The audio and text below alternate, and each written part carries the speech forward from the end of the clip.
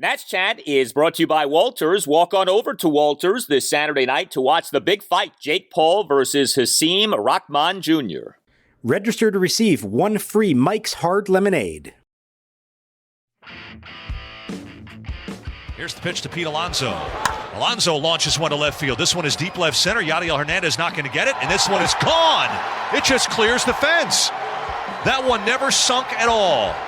Mets lead 4-1. Homer number 27 for Alonso. The 2-0. Swinging a high drive, left center field deep. Hernandez on the go, way back, not going to get it, and it is gone. Into the Mets bullpen, a 3-run shot for Francisco Lindor. That makes it 7-3 Mets. Now the pitch. Inside high. Soto leaning back away from ball four. He'll go to first base.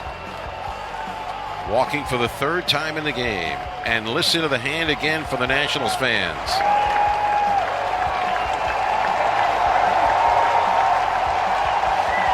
And welcome to Nats Chat for Tuesday, August 2nd, 2022, MLB Trade Deadline Day 2022. Or should I say D-Day 2022. A day that sets up to be a big day for the Nationals and maybe possibly the single biggest day since the franchise won the 2019 World Series. One of the biggest trades in not just Nats history, but Washington, D.C. sports history could be happening on this Tuesday. The Nats trading away their star right fielder, Juan Soto. Hasn't happened yet, at least as of the taping of this podcast. We shall see. News can break at any moment, but this is a big day for the Nats for so many reasons, and it's very nice to be with you, along with Nats insider Mark Zuckerman of MASNsports.com. He is at Nationals Park. I'm Al Galdi, host of the Al Galdi podcast.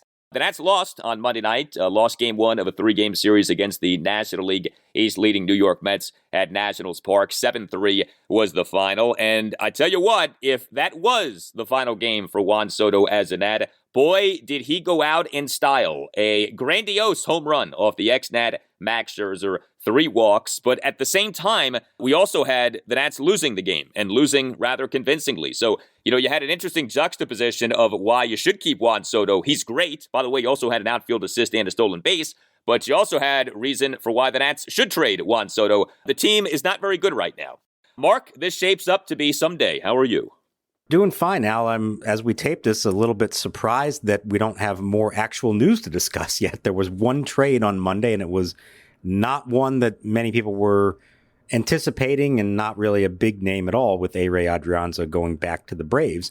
I really thought there would be something, just because there is so much that has to be done before 6 o'clock on Tuesday. And because the Soto potential trade, there's so many moving parts to that, and it's so complicated that my feeling was I wouldn't be surprised if they tried to address the other ones first, get those out of the way, and then just focus on Soto on Tuesday. Now, they still have plenty of hours to go. Maybe they take care of the other stuff earlier in the day on Tuesday and then still give themselves time to deal with the last of them. But it made for a strange day for everybody. And for Soto, a very strange, but in some ways still satisfying day. I mean, he had probably his best all-around game of the year. You just outlined everything that he did. The fact that he did it off Max Scherzer was outstanding. And it wasn't just some cheap home run. I mean, he blasted that thing 421 to center field. The walks, the stolen base, outfield assist at the plate. I think the first time he's thrown out a runner at the plate this year. And then throughout the game, you had various fan reactions for him, kind of swelling late in the game when he's standing in right field and a group out near right field starts chanting at him, "We love Juan, we love Juan." And he acknowledged them. And afterwards, he said it was all very cool. He really appreciated it all. But he also said it was strange because nothing's happened yet. And I can tell you this, he's in the dark. He doesn't know what, if anything, is going to happen. And a lot of people around him still don't really know what, if anything, is going to happen. Mike Rizzo and company are playing this thing pretty close to the vest. And I don't know what to make of that, except to say, stay tuned. I do expect something eventually, but they got till 6 o'clock to make those decisions. And at the moment as we tape this, we don't really know much of anything yet. I wonder if Mike Rizzo knows. I wonder if maybe in Rizzo's mind, there's still a possibility that a trade does not happen. For what it's worth, we had this on Monday night report from MLB insider John Heyman of the New York Post. Quote, "Folks around the Nats whisper that their 23-year-old Juan Soto remains likely to be moved by 6 p.m. on Tuesday, whereupon history can begin judging whether the Nats got enough for a player who projects to become an all-time great and is under control for 3 more playoff runs through 2024. That the Nats feel the need to move Soto is a real downer for a team that won the World Series only 3 years ago. The better news is that 3 serious contending teams, the Padres, Dodgers, and Cardinals, all with stockpiles of young talented players, are in their bidding. All 3 are in. It should be an exciting 24 hours, one Nats-connected person said Monday. End quote. So the Derby is continuing, at least as of Monday night. You know, it's not a slam dunk that Soto gets dealt, but boy, there has been so much out there.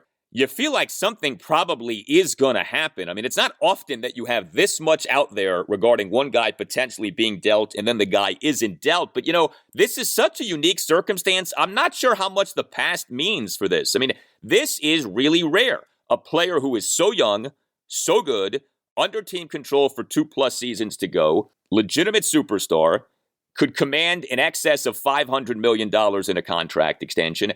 This is almost unprecedented. So I don't know that we have any sense definitely what's going to happen. I think we should be open-minded to any possibility at this point.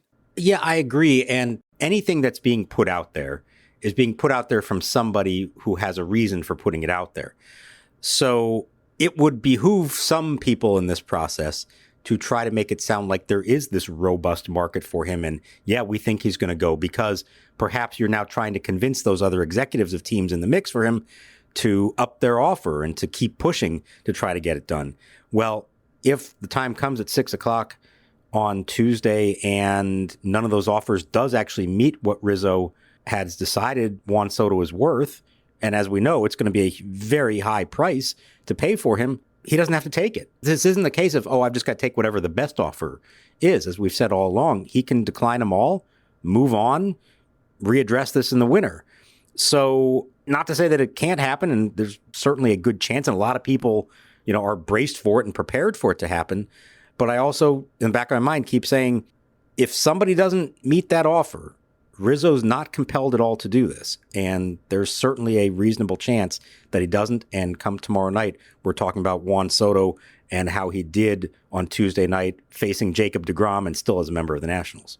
That's going to be odd. If he's playing Tuesday night, it's going to feel like, didn't we just say goodbye to you? It's not unlike, it's a different circumstance, I'll grant you, but what happened with Ryan Zimmerman in game 162 last season when you said, all right, he's done, but is he really done? We're not sure if he's done, so let's say goodbye, but we might have to say goodbye again. And here you had Soto on Monday night like, was this the end? We don't know. It kind of felt like the end, but who knows? So we'll find out. If it was the end, he did go out in style. Juan Soto on Monday night, 1 for 1, with a solo homer and 3 walks. Andy had a stolen base. Andy had an outfield assist. Soto in a Nats 1-run first, a 2-out 6-pitch walk. Soto in a Mets 3-run second threw out Tomas Nido at home plate for the 3rd out on a Starling Marte 2-out bases loaded RBI single. Soto fired a bullet to Keibert Ruiz. Soto has not had many good defensive moments this season. That was an excellent defensive moment. 1 run is scored, 2nd run to the plate, the throw by Soto, and the tag, and out at the plate is Nido to retire the side. So good play by Soto. Soto in a Nats 2-run 4th, a leadoff homer to dead center off, Max Scherzer to cut the Nats deficit to 4-2, 421 feet per Statcast. Soto bottom of the 5th, 2-out 7-pitch walk. Soto bottom of the 8th, leadoff 6-pitch walk. And a stolen base. I mean, if you say, well, is Juan Soto a superstar? You point to this game on Monday night, you say, that's a superstar. I mean, he was a superstar in multiple ways on Monday night. And I loved the way he reacted to the homer off Max. I don't know if this was because it was Max or if this was because of the circumstances right now or if this was just because he hit a moonshot of a homer. But boy, did Soto enjoy that homer. He pimped that homer, as the saying goes. And he did the same with the walks. I mean, he was into all of them. And you could tell he enjoyed it. I asked him afterwards, does he get up for those one-on-one encounters with Max, obviously. And he smiled and he said he absolutely does. And then I asked, did Max give anything back to him, any reaction? And he said, he don't like it. He puts his face down or anything like that. He don't want to look at me anytime because and I understand on him because he's doing his job. Knowing both of them as well as I do, I know they live for those encounters one-on-one. and Juan got the best of him. And even though Max won the game, I know that it was still kind of bugging him at the end of the night that Juan got the best of him 3 times against Max, including the home run. But the other thing I took away from all that, from this, I mean, really all around great game that he played. There's 2 ways to look at it. One, if any, if the GMs of the Dodgers, Padres, Cardinals, anybody else were watching, and I'm sure they were at least paying attention, did that help convince them to add that extra prospect to the mix that is needed to get the deal done? Did that convince them, whoa, how can we not go after this guy and spend whatever it takes to try to get him? But then on the flip side, as Mike Rizzo's sitting in his suite watching all this, as he's thinking to himself, what am I doing? Why would I get rid of this guy? How many players on the planet can do what Juan Soto just did tonight in this game in every aspect of it against a future Hall of Famer? Or Mark Lerner as well, watching, with the potential to veto anything that Mike Rizzo might present to him eventually. So I thought it was interesting for him to have such a big game like that. It could have ramifications in either direction potentially for what happens before the deadline. Yeah, I think what's going on behind the scenes is fascinating, and I'm anticipating at some point some sort of a lengthy expose on what was going on behind the scenes, because who is thinking what? Who is driving the Nats potentially trading Soto? Is this a Mark Lerner thing? Is this a Mike Rizzo thing? Are they on the same page with this thing? Does one feel one way and the other feel another way? If you're Mark Lerner and you are about to sell the team, why are you so invested in trading Juan Soto right now? That doesn't make sense. There's something here that's not adding up. If the Lerners are about to sell this team and the process is going to be completed by November, as has been put out there, what do you care if Soto gets traded right now? Like, why do you have ants in your pants to get rid of this guy right now when new ownership could come in and potentially make Soto an offer that he can't refuse? So I find that interesting. I wonder about Mike Rizzo. Does he really truly want to trade Soto? Is he being forced or made or compelled to trade Soto? So, there's so much we do not know about all of this. And that's why I think it's hard to answer the question, well, should the Nats trade Juan Soto? Well, it depends on a lot of things. And then B, will the Nats trade Juan Soto? Well, yeah, that depends on a lot of things. So there's just a lot of uncertainty with all of this. It's really unlike any of the previous ones they've gone through. And there are similarities to some of them in different ways. But ultimately, this is totally different from any of the other ones because of how much time he has left, because there is no urgency from a contract standpoint. And of course, because of the ownership question, as we've talked about all along, that why is Mark Lerner, in theory, making a decision that's really for the next guy to make? But we don't know. Is the next guy already involved in some way? You've got to believe that if they have a sense of who eventually is going to purchase this team, that they wouldn't do something as dramatic as trading Juan Soto without at least keeping them in the loop on that. But we don't know. We don't know the answer to that. We don't know when that whole process is all going to play out. The other thing, and I don't know if this matters to Mark or not, but I can't help but think, if, let's say, the sale goes down after the season in November, and this franchise that he and his family, born and bred Washington, D.C., Ted was a Senators fan at age 6, such a institution for them in the city. Everything they did to build up the team, to build up the ballpark, the area, the fan base, everything, culminating with winning the World Series at last. And then 3 years later, to be selling the team, which is going to lose over 100 games, having lost a bunch of prominent players, going through a full-scale rebuild, and then is your last major act as owner of the team going to be to trade away a superstar at age 23 that you don't have to trade away? Like, is that the legacy? Is that the last image he wants people to have of him and his family and their stewardship of this franchise? I don't know if that matters to him or not, but to me, it's a very odd thing to think about, because it's going to be the first line of, the obituary or whatever you want to call it. Like, the Lerner family, which purchased the Nationals in 2006, helped build them into a World Series champion, and then tore them down before selling them. Like, is that really what you want your legacy to be? It's a very peculiar situation. The Lerners selling the team seemingly has come out of nowhere. Knowing the reputation, this does feel very much like a business transaction of, hey, we got robbed of the financial windfall that we should have enjoyed off the World Series because of COVID. And that, in conjunction with what has happened to local real estate because of COVID, has put us in a position from which we need to sell the team. And so that's why they're selling the team. And they're not concerned about legacy or anything like that moving forward. But yeah, it's strange.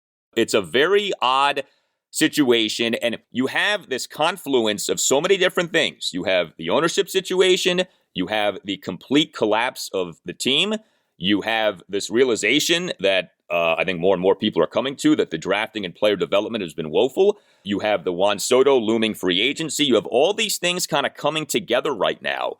And so it really is a time of extreme uncertainty and almost chaos. I mean, I didn't even mention you have Mike Rizzo, even though he just got extended. It's 1 year. He could be gone after next season. Davey Martinez, same thing, could be gone after next season. There is so much that is up in the air right now with this team. And it has felt to me like this Juan Soto thing. I was like, this is like the last thing you need right now. You don't need this additional uncertainty in addition to everything else going on right now. And I think that's a big part of this. There are some trade sweepstakes that you know are coming. Like we saw the Max Scherzer thing coming last summer. No one saw this Juan Soto thing coming this summer. This really did come out of nowhere. And now it's here. And we'll see what ends up happening. Hey guys, it's Al Galdi for Window Nation. Great deal going on with Window Nation right now. The back to school sale, 2 free windows for every 2 windows that you buy, plus pay nothing until 2024. Visit windownation.com or call 866-90Nation and tell Window Nation that Al Galdi sent you and that you want the back to school sale. You want the deal that you heard about on the Nats Chat podcast. Window Nation is the best. Lower your energy bills, raise the value of your home with Window Nation energy efficient windows. You'll get an A+ in savings. Window Nation has an A+ rating from the Better Business Bureau. Window Nation installers have installed over 1 million windows in over 150,000 homes, with 96% of those homes needing no follow-up service. Window Nation does the job and does the job right the first time. WindowNation.com or 866-90Nation. Tell Window Nation that Al Galdi sent you and say, hey, I want the back-to-school sale. 2 free windows for every 2 windows that you buy, plus pay nothing until 2024. Yeah, you're not going to pay Window Nation a penny until the Nats are good again. 2024. That's windownation.com or 866-90Nation. That's windownation.com or 866-90Nation and tell Window Nation that Al Galdi sent you. Scherzer sets and delivers, and the pitch swung on, hit hard on the ground and past the diving Pete Alonso and down the right field line. Soto around second, heading for third. Bell heading for second, and the throw with no one there goes across to Escobar, and so Soto keeps running. He scores with no one covering third. Bell over to third, and the Nationals lead 1-0. Of course, Juan Soto's not the only Nat in play here on Tuesday. Josh Bell, more likely than not, gone. Nelson Cruz, more likely than not, gone. Various Nationals relievers could be gone. Bell on Monday night in what we will assume was his final game as a Nat. I guess you never know, but 1 for 4 with a double. 1 run first. He had a 2-out double down the right field line. Juan Soto scored on the play. Bell did not get an RBI. Soto scored via throwing error by the Mets right fielder Starling Marte. How'd you like Nelson Cruz finally being demoted in what you would think was his last game as a Nat? Again, we'll see. Maybe there's not a market for Cruz, but Nelson Cruz throughout this season, right? He's been batting in 3, 4, or 5, I believe. I think it's those 3 spots that he's batted in this year. Davey Martinez on Monday night puts Cruz in the 6th spot. Nelson Cruz went 1 for 4 with a single, but I don't know. Davey's been like so stuck on Nelson Cruz in especially the 4 or 5 spot, and then the final game, we think anyway, Davey puts Nelson in the 6th spot. I thought that was interesting. For the first time this year, he had not hit that low all year long. Now, I'm not saying it wasn't warranted, and I'm assuming that Davey was looking at the matchups against Max Scherzer and figuring that Yadiel Hernandez was in a better position, and Yadi did get a hit off him, so maybe there is something to be said for that. But yeah, I mean, I think on February 20th or whenever it was that they signed Nelson Cruz, we figured we'd be talking about him a lot on August 1st and August 2nd. And instead, he's kind of an afterthought, which is pretty crazy. And that's a reflection of the way that he has played this year to not clearly set himself up to be traded and get something of significance for him. But it's also a reflection of the Soto news and Josh Bell as well. So it is weird. I mean, Nelson Cruz is a big name guy, and it would still be a significant trade if they move him. But it almost feels like an also ran at this point with the other stuff. Now, with Bell, I thought there was an interesting development. I know nothing happened with him on Monday, but I thought the Astros acquiring of Trey Mancini from the Orioles was pretty telling, because you would think, we know that was a team that was in the mix for Josh Bell. And you wouldn't think that once they acquire a veteran free agent to be first baseman / DH in Trey Mancini, that they're going to have room for another one in Josh Bell. I guess you never say never, but that seemed to me to take one of the prime suitors out of the market for Bell. We haven't heard a whole lot else about who's in the mix for him. I do believe he's going to be traded, but we don't really know what the market is or how much they're going to get for him and how that's all going to play out.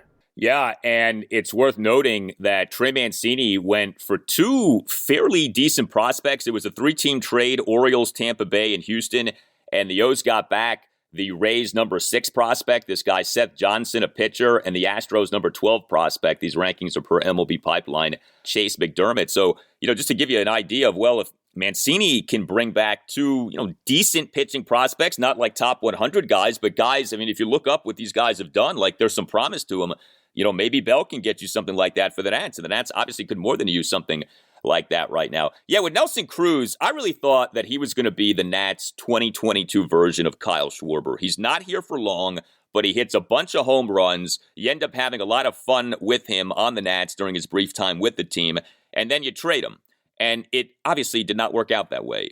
Nelson Cruz was not in any way what Kyle Schwarber ended up being for the Nats last season. And, it was a signing that made sense. I certainly applauded Mike Rizzo for making it back when the Nats made it, but it did not work out. Nelson Cruz was an offensive liability. And one of the kind of funny things about this is here you have the DH now in the National League, and Nelson Cruz for much of this season has hit like a pitcher. You don't have pitchers hitting anymore, but man, Nelson Cruz, he's hit for like no power. He's felt like an automatic out. How many double plays has the guy hit into? It's just been a rough watch. So, it just didn't work out. He's older, and it was worth a shot, but it did not work out. One thing about this season, and I guess it was bound to happen, but the Nats for years had this Midas touch with acquiring older players, bringing them here, and those guys doing well. And the list goes on and on and on. Gerardo Parra and Josh Harrison. Asdrubal Cabrera. Exactly. And that has run out this season. When you think about, Alcides Escobar, very good last season, not good this season. Nelson Cruz, not doing well so far this season. Michael Franco has not done particularly well. He's had his moments, but it's not like you've been wowed by him. Cesar Hernandez, same kind of a thing. So yeah, that the luck has run out, I guess, when it comes to going to the well of older players this season. Yeah, look, it was a 1-year, $15 million contract, and by definition, there aren't a whole lot of bad 1-year deals, really. But by the standards that you would set for that, it really has not gone at all anywhere close to what you would hope it would have. You would have hoped at best he might actually help your team if there were surprisingly going to be more competitive than this and play a big role in Juan Soto's development. And not to say that he hasn't, because he's been a good teammate and everybody has pointed out everything that he's done for them. But you certainly thought that you were going to move him at the trade deadline and get something of consequence. And we'll see. Maybe they still will. Maybe somebody out there sees value in him, but I can't imagine it's going to be nearly as much as they thought they were getting for him. And it's not out of the realm of possibility that Nelson Cruz doesn't get traded, finishes out the year here, and that's the end of his career. That's not insane to believe that. And maybe he's still got something left. Maybe somebody out there is willing to give up something for him. But this really has not played out anywhere close to what they would have hoped it would have. No, it hasn't. If you're looking for encouragement, though, the Nats did get something for Ehire Adrianza. So you would think, hey, if you can turn Ehire Adrianza into something, then you should be able to turn Nelson Cruz into something. The Nats on Monday morning opened up their trading floodgates, traded super utility man Ehire Adrianza to the Atlanta Braves for outfielder Trey Harris. And, this to me is a good job by the Nats, taking someone like Adrianza, who, remember, didn't end up debuting for the Nats this season until June because of a quadriceps injury that he suffered back during the exhibition season. And you end up getting something. Now, look, this guy Trey Harris is not some blue chip prospect or anything like that. He was a Braves number 29 prospect per MLB Pipeline, and this is his age 26 season, so he is an older prospect, but he was good enough to win the 2019 Hank Aaron Award, which is presented annually to the top offensive player in the Atlanta Braves minor league system. And, the point here would be he is something, and something is better than nothing. Ehire Adrianza, veteran player, pending free agent, doesn't hit very well, classic kind of like road to nowhere. He's just here to eat up plate appearances and innings and then be gone after this season. And so you're able to turn him into something. So I actually thought that this was a good job by the Nats in making this trade. Yeah, and I think the key here is that the Braves know him. He played for them last year on their bench, won a World Series ring for them. And I would imagine that it had more to do with it than anything, because if you were just watching him play, you weren't seeing a whole lot. So I think they're judging him based on what they already know about him from the past. The fact that he's healthy again now and can do a lot of different things. But I think the other night we were talking about, is there anybody else that you could see maybe? And I mentioned Adrianza's name just because he was in the lineup like a bunch of times in the last week. And you thought, what's going on there? There's got to be something. And I wondered if they were maybe showcasing him, or at least trying to put his name out there, get it in people's minds a little bit. And I guess it worked out that they found somebody to take him. But what a day for the Braves, who just did all kinds of stuff. The Adrianza trade was almost secondary to everything else. They re-signed Austin Riley to a 10-year, $212 million extension. They trade for Jake Odorizzi, Robbie Grossman. They DFA'd Robinson Cano. They did a lot, and a lot of good things for a team that is trying to win back-to-back championships and has positioned itself. And I think this applies now as you look at the Nats moving forward. The Braves aren't going anywhere. They are positioned to continue winning for a long time, and we know the Mets are going to be trying to win for a long time as well. That only makes the challenge tougher for what the Nats are trying to do. I don't know how, if you're a Nats fan, you didn't want to scream when that Austin Riley news broke on Monday. The Braves on Monday signed third baseman Austin Riley to a 10-year contract worth $212 million, runs through the 2032 season. So this is one of these deals where you lock up a young player, you buy out a bunch of free agency years by being ultra aggressive and giving him a mega money contract very early in his career. The Braves have done this with Austin Riley, have done this with Ronald Acuna Jr., have done this with Ozzie Albies.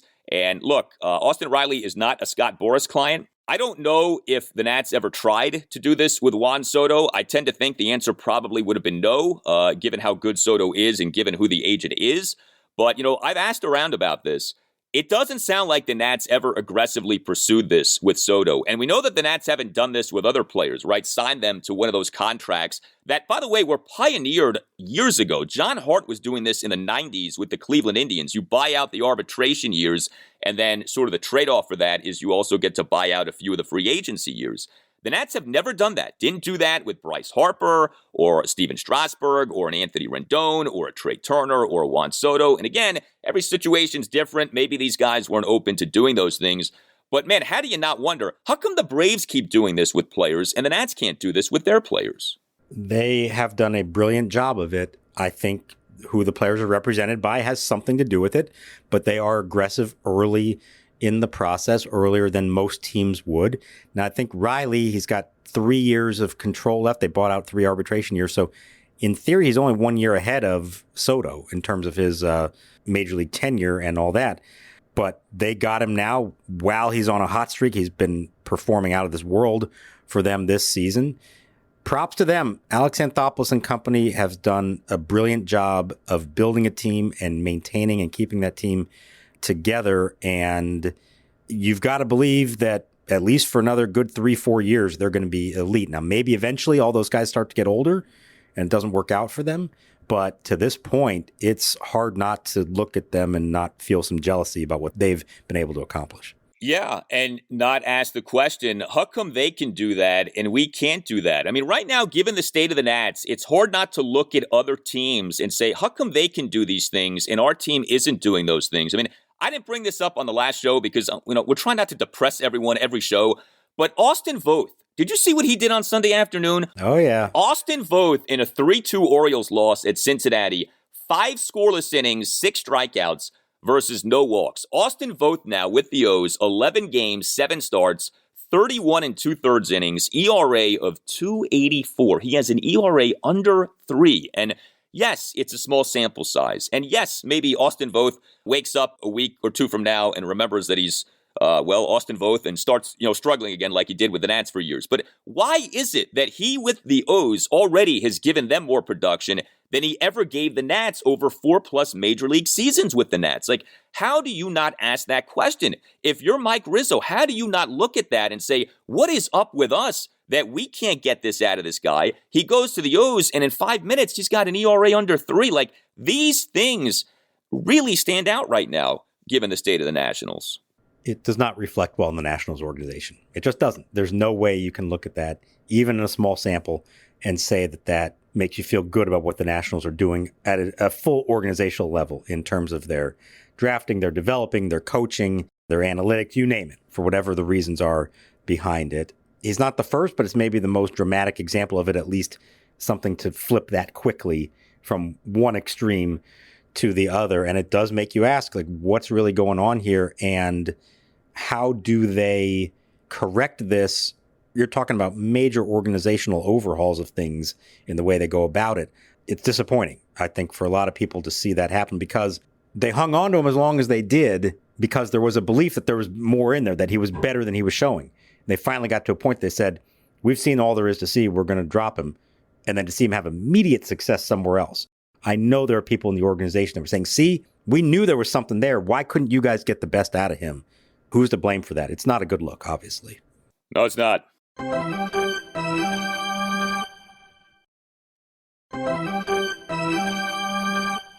Here's Corbin setting on 1-2 to Nido. Here's the pitch. Swinging a line drive. Going to be a base hit into shallow right center. Scoring from third is Canna. To second is McNeil, who stopped there. And Corbin ahead 1-2, could not finish off Nido, who bloops one into center to drive in his 17th run of the year. And the Mets take the lead 2-1. Patrick Corbin, speaking of pitchers who struggle with the Nats, he was the Nats starting pitcher on Monday night. You know, if there's one good thing about all this trade stuff, it's that we were able to bury Patrick Corbin's latest clunker until 20-plus minutes into this installment of the podcast. So, you know, you had Max Scherzer pitching for the Mets. And look, Max on Monday night wasn't like dominant Max. 3 runs, 2 earned, 6 2/3 innings, 5 strikeouts. But he certainly was a lot better than the Nats starting pitcher on Monday night, Patrick Corbin. Corbin on Monday night struggled for a 5th consecutive start. Boy, those back-to-back good outings against Pittsburgh and Miami feel like about 10 years ago now. Corbin on Monday night, 4 runs in 4 1/3 innings. He gave up 7 hits, a homer, and 6 singles. He issued a walk and a hit by pitch, had 4 strikeouts. He threw 90 pitches over his 4 1/3 innings. He did give up the home run to Pete Alonso, top of the third, a went-out first pitch solo shot by the new Nats killer, Pete Alonso. He has inherited that championship belt from Freddie Freeman. Alonso, that was the ultimate line drive home run, put the Mets up 4-1. But I tell you, I think the inning that really stood out to me with Corbin, top of the second, he gives up 3 runs on 5 singles and a walk. How often does any pitcher in any inning allow 5 hits in an inning, 5 singles like that? This was like the classic thing of death by 1,000 paper cuts. You saw that in this inning. And of course, this has been such a thing with Corbin these last 3 years. He gives up a lot of contact. He consequently gives up a lot of hits. He wasn't necessarily getting whacked around in that inning.